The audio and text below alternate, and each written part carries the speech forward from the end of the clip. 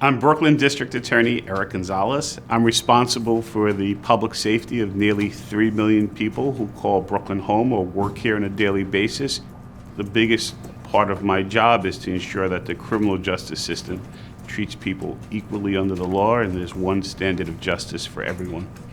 I believe that the most important thing that I do is working towards it every day, a safer Brooklyn. And so it's about safety, but it's about fairness.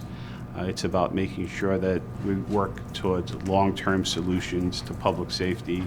I grew up in Brooklyn. I lived in East New York. It was called the homicide capital of New York City. Having seen what crime does to communities and to families, to make sure that they don't have to go through that kind of trauma, but also what over-policing looks like. So I wrote an op-ed with Cyrus Smith from Brownsville think tank Matters for a Vital City, because I believe as district attorney, sustainable solutions means more than a punitive criminal justice system.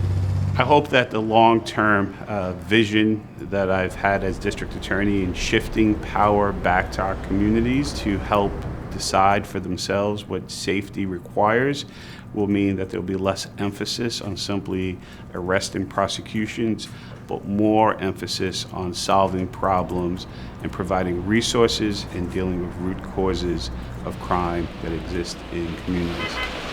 I'm really hoping that in the very near future we see a full and complete recovery from COVID, but one that's equitable. And one of the things that we learned during COVID is because of the inequities we have in our society, hardest hit were communities of color and lesser resource communities. And I hope that we use that lesson to provide more resources for these communities.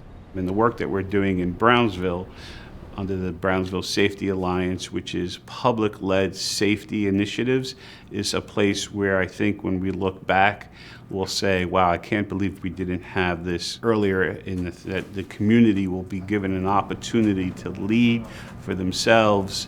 This is a different approach to public safety than has ever been done before.